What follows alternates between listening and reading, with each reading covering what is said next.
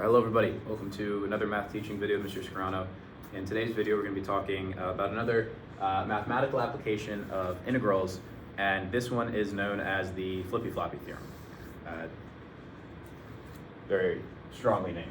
So, Flippy Floppy theorem.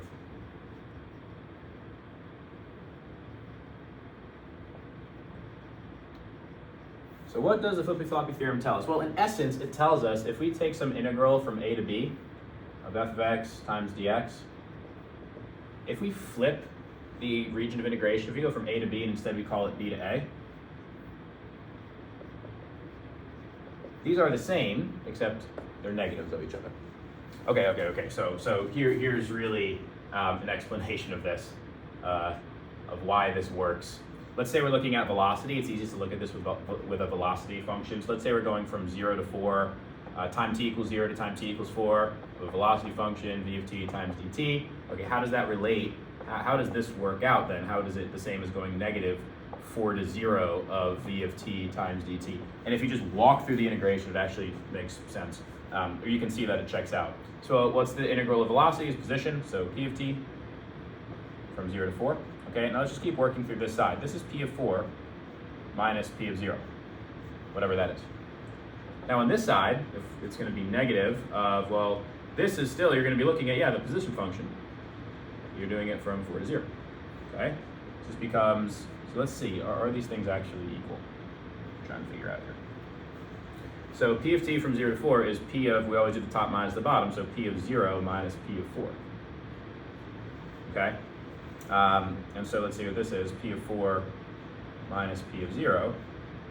Is that the same thing as making this negative? So negative p of 0, negative plus p of 4? Yeah, these are the same. All right, so p of 4 minus p of 0. Yeah, that does end up equaling, I can just flip these, p of 4 minus p of 0. Yeah, so it's fine to say that if you flip these two, a and b, the integrals are the negatives of each other.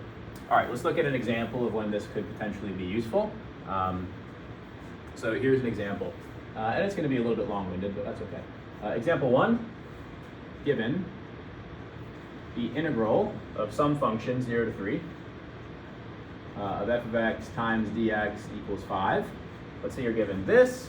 You're also given the integral, now I'm going to, from 5 to 3 of f of x times dx equals 2. And you're given that f of x is an even function. Determine the integral from negative 3 to 5 of f of x times dx.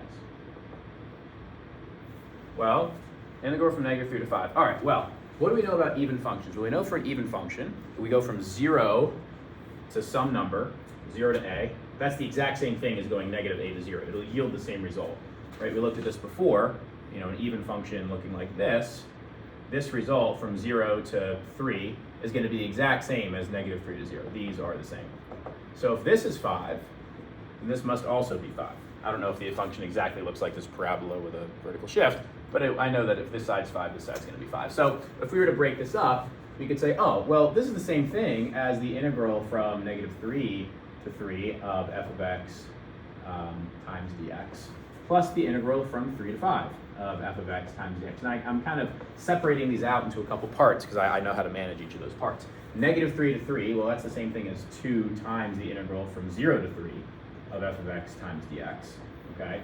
Plus the integral from 3 to 5 of f of x times dx. And I know what the integral from 0 to 3 is. They tell me the integral from 0 to 3 is 5. So this becomes 2 times 5 plus, well, the integral from 3 to 5 of f of x times dx is the same as negative the integral from 5 to 3 of f of x times dx, okay? So this becomes 10 plus, well, the integral from 5 to 3 is 2, so this must be negative 2. So it's 8. That's it. Okay, and again, it wouldn't look like this. It actually probably look something a little more like this, actually.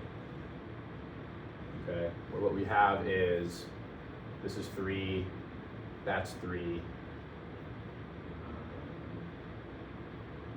5's out to here.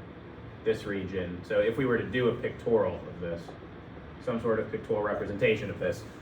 This area is 5, this area is 5, and this area is -2. Okay. But if you look at it from 5 to 3, right, if you flip it, it's positive 2. Okay, that's really it for this Flippy Floppy theorem. One way to think about, a different way to think about it is if I'm saying I'm taking the velocity, I'm looking at my velocity function, I'm saying, okay, let's say I from time 0 to time 4, I move forward 12. My net change of position, the area under the velocity curve from 0 to 4 is 12. What would be the area under the velocity curve moving the other way from 4 to 0? It'd be -12. Okay, so that's really what's going on here. Hopefully not too complex, and I'll see you next time.